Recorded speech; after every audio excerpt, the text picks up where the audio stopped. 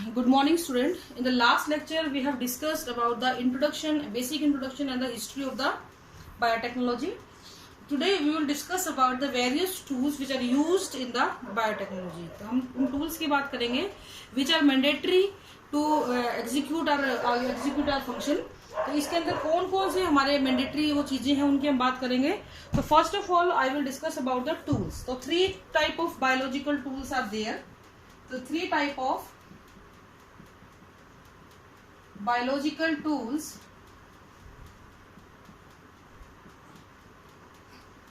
are there to use, which are used to form in the formation of rDNA. तो जब भी आपको whenever you want to form a recombinant DNA, you need these 3 basic tools. ठीक है, recombinant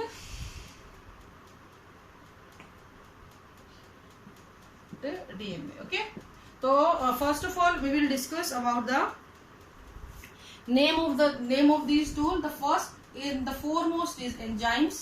We need various enzyme to execute our process. We need cloning cloning vector, जिसको हमने सुबह भी बोला था, we call it plasmid or gene taxi, we can call it as gene taxi. And the third is the competent host. ठीक है, these are the 3 main prerequisite. Competent host. So these are the 3 main prerequisites which we require in the formation of recombinant DNA. So first of all we will discuss about the enzymes. ठीक है, there are 3 type of enzyme we use here. First is lysing enzyme.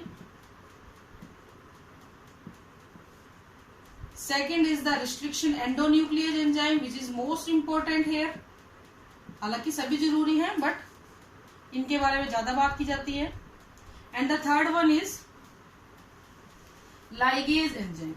So first of all we will discuss about the lysing enzyme. What is the meaning of lysing enzyme? This word arise from lysis. Okay, so first of all इसी को मैं discuss कर देती हूँ यहाँ पे.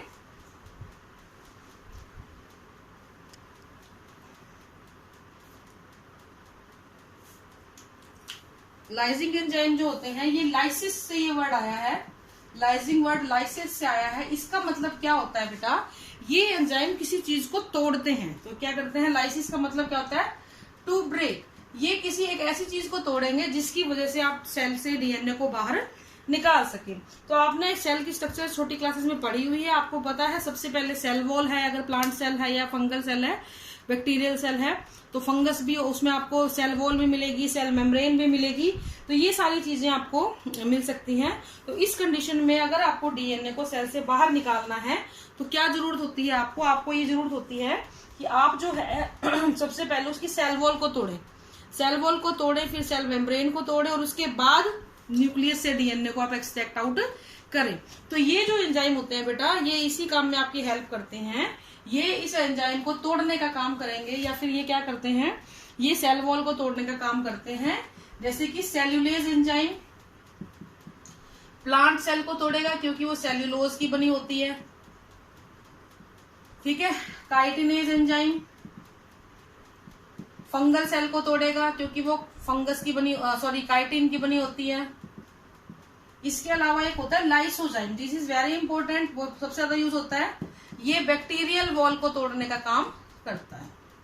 Bacterial cell wall को तोड़ने का काम ये करेगा. और इसके साथ एक इंपॉर्टेंट चीज ये जुड़ी हुई है, it is found in the, वैसे तो ये मिलता है हर जगह, it is found in the tear of eye. आपकी आंख का जो आंसू है ना, उसके अंदर भी ये पाया जाता है. तो उसके अंदर भी इसकी प्रेजेंस देखी गई है. ठीक है, ये तो हुआ आपकी सेल वॉल को तोड़ने के लिए, सेल वॉल की ब्रेकेज के लिए. ठीक है, अब बात करते हैं हम लोग प्लाज्मा मेम्ब्रेन को तोड़ने के लिए किसकी जरूरत पड़ेगी. तो we need protease enzyme and lipase enzyme, क्योंकि आपको पता है आपकी जो प्लाज्मा मेम्ब्रेन है और लिपिड और प्रोटीन की बनी होती है, तो उसमें ये तोड़ने में हेल्प करता है. ठीक है, तो ये आपके लाइसिंग एंजाइम है सेल वॉल और सेल प्लाज्मा मेम्ब्रेन को तोड़ने के लिए. नेक्स्ट इंपॉर्टेंट चीज आती है आपकी रिस्ट्रिक्शन एंडोन्यूक्लियस एंजाइम, या फिर आप सीधा भी बोल सकते हो कि एंडोन्यूक्लियस एंजाइम, ठीक है। अब ये जो एंजाइम होते हैं इनको एक कैटेगरी में बांटा गया है, क्लीविंग एंजाइम इसको हम बोल देते हैं। हालांकि मैंने पहले आपको सीधा रिस्ट्रिक्शन एंडोन्यूक्लियस लिख दिया बिकॉज ज्यादातर हम वो यूज करते हैं, लेकिन मैं सबको डिटेल में बता रही हूँ, कभी पूछ लिया जाए। तो क्लीविंग एंजाइम क्या करते हैं, किसी चीज को तोड़ने का काम करेंगे, क्लीवेज का काम करेंगे। तो बेसिकली इनका फंक्शन क्या होता है, डीएनए को कट करने का काम होता है। ये क्लीविंग एंजाइम क्या करते हैं, they cut the DNA from a specific site, ठीक है। तो ये 3 तरीके के होते हैं, एक्सोन्यूक्लियस, एंडोन्यूक्लियस और तीसरा restriction endonuclease. Now the question is, ये तो दोनों एक जैसे हैं, रिस्ट्रिक्शन एंडोन्यूक्लियस, ठीक है। तो exonuclease, endonuclease and restriction endonuclease.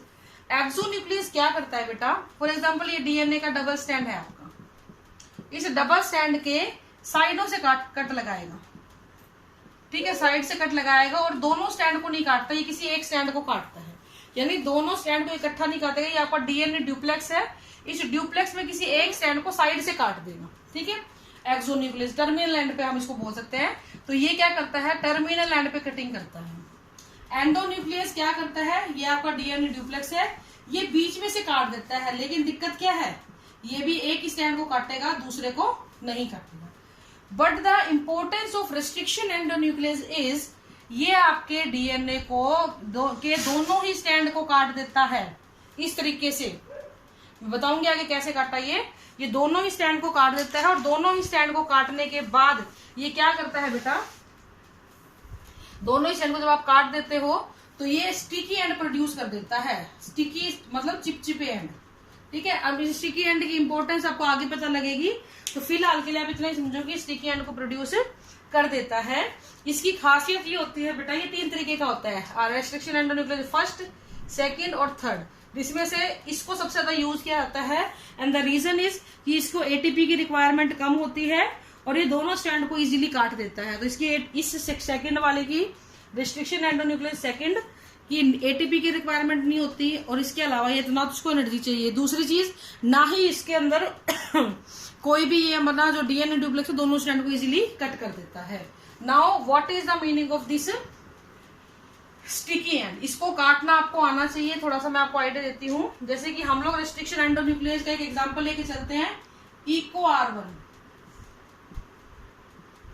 ठीक है। ये आपको इशर्चिया कोलाई से मिला था, ये रिस्ट्रिक्शन एंडोन्यूक्लियस का नाम है, नोमेनक्लेचर हम बाद में करेंगे, अभी इतना ही समझ लो। अब इस इको R1 को आप काटने के लिए एक स्पेसिफिक साइट होती है। मैं आपको पिछले लेक्चर्स में पहले भी कुछ एक सीक्वेंस बता चुकी हूँ, जिसको आप लोग बोलते थे, जिनको आप उल्टा सीधा पढ़ते थे तो एक समान होता था, पैलिंड्रोमिक सीक्वेंस। तो इन रिस्ट्रिक्शन एंडोन्यूक्लियस की खासियत क्या होती है, ये किसी भी पैलिंड्रोमिक सीक्वेंस को आइडेंटिफाई करके वहां जाके अपना कट लगाते हैं और स्टिकी एंड को प्रोड्यूस करते हैं। यहाँ पे ये इस तरीके से कट लगाएगा, देखो बेटा, जी और ए के बीच में, ठीक है। अब यहां से ये कटा, यहां आया और यहां तक पहुंच गया। देखो पहले डायग्राम में मैंने यही बनाया था, तो एक टुकड़ा आपका ये हो गया और एक टुकड़ा आपका ये हो गया, बीच के ये सारे बॉन्ड टूट जाएंगे। तो आपको रिजल्ट क्या मिलेगा, जी और सी तो ये जुड़े ही हुए हैं, टी टी ए ए, ये फ्री एंड हो गए, ठीक है, फ्री एंड मिल गए। अब ऊपर वाले टुकड़े की बात करो, दूर दूर कर दिया मैंने इनको, ठीक है, तो ये फ्री एंड हो गए। तो ऐसे एंड जिनके ऊपर किसी और के जुड़ने की संभावना होती है उनको हम क्या बोल देते हैं बेटा, स्टिकी एंड बोलते हैं। और ये रेस्ट्रिक्शन एंडोन्यूक्लियस आइडेंटिफाई करता है, ये क्या करता है, पैलिंड्रोमिक सीक्वेंस को आइडेंटिफाई करेगा और उसको जाके कट करेगा। ये मैं आपको समझा भी चुकी हूँ, ये कोड आपको ये GAATTC पढ़ रहे हो, इधर से इधर पढ़ोगे तो भी GAATTC ही पढ़ा जाएगा। तो इस तरीके से इस एंजाइम को यूज करके we can produce the sticky end. अब इस पे आप किसी दूसरे टीम को लगा लो, कोई दिक्कत नहीं है। तो इसलिए ये बहुत इंपॉर्टेंट होते हैं। डिस्कवर किसने किए थे, हम सुबह भी कल भी बताया था हमने, आर्बर नॉर्थन स्मिथ ने इसको डिस्कवर किया था, जिसके लिए उनको नोबेल प्राइज भी दिया गया था, ठीक है। नेक्स्ट आपका लास्ट एंजाइम होता है बेटा लाइगेज एंजाइम, इसको बोलते हैं मॉलिक्यूलर गम। ये इनको जोड़ने का काम करती है, 2 डीएनए के पीसीज को जोड़ने का काम कौन करेगी, आपकी डीएनए लाइगेज करता है, ठीक है। तो ये आपके सारे के सारे क्या हुए बेटा, टूल्स होते हैं, इनको हम बायोटेक्नोलॉजी के टूल बोलते हैं। ये अभी आपके एक टॉपिक कंप्लीट हुआ है एंजाइम्स का। नेक्स्ट कल हम बात करेंगे इसके नोमेनक्लेचर ऑफ दिस नाम, ये नाम ऐसे कैसे रखा गया उसकी हम बात करेंगे। आज के लिए इतना ही है। Thank you and have a nice day.